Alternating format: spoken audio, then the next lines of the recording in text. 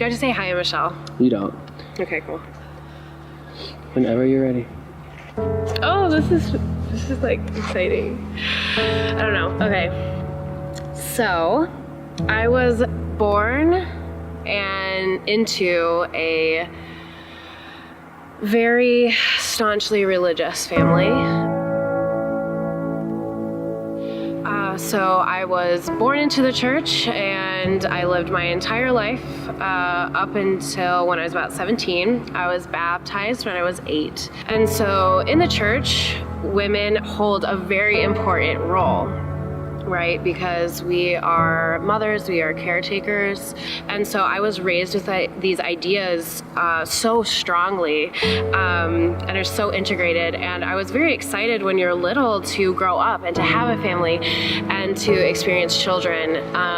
But I realized that I'm also living this other truth of mine. So I had a truth where I was rooted in God and in studying scripture and wanting to be righteous and wanting to follow him and what I was being told was right. But I also knew that I wasn't attracted to men. When I turned 17, I found myself dating a woman. When I was about 18, this was right before college, I was pulled into my bishop's office, and I was sat down, and it was discussed with me that someone had told him that I have decided to come out and to determine my sexuality. And I was told that I had 2 choices. My first choice was to remain in the church, to remain faithful, to remain a daughter of God, but I would have to be celibate my entire life. It was presented to me as a chastity ordeal, which means I would never be able to have a family if I chose to have a partner of the same gender. Or I could leave the church and live in sin. I don't think necessarily that they would kick me out of congregation. I don't think that they would tell me that I couldn't come, but I definitely would not be able to reap the benefits of eternal family and the blessings. Essentially, you would just be going through the process, and it wouldn't really mean anything. So, as you can imagine, this uprooted my entire life. And just thinking about it now, like I don't even really have the words to describe how painful and how much anger I harbored. I left that meeting and swore on my life that I would never return to church.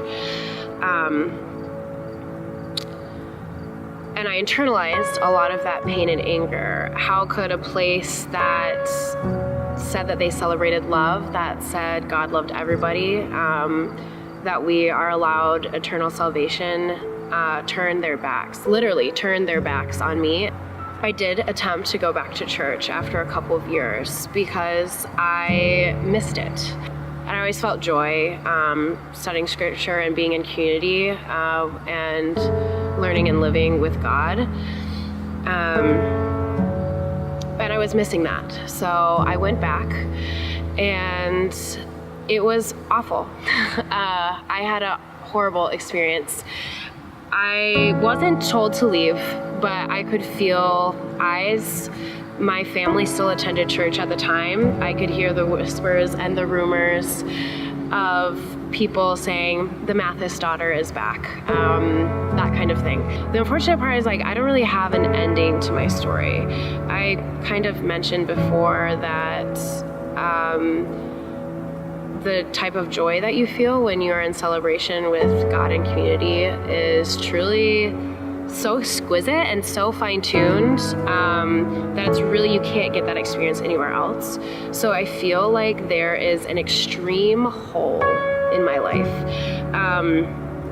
And it's hard for me to attend churches without feeling self-conscious, without, I don't know, feeling that someone might find out and that I'll have to go through this whole entire process again.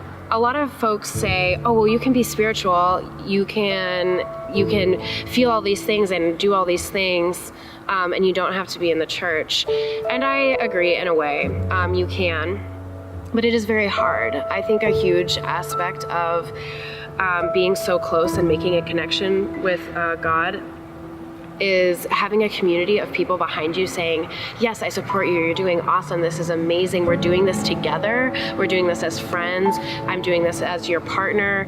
It is a very holistic and healing experience when you have people doing it with you. And so that is the huge chunk of my life that I'm missing. Yes, I do feel like I do believe in God, and that is something that I will say. And I do consider myself a spiritual person. However, I feel like there's always kind of gonna be a wall, or like there's gonna be like this glass ceiling. There's gonna be a glass ceiling until I can join a church.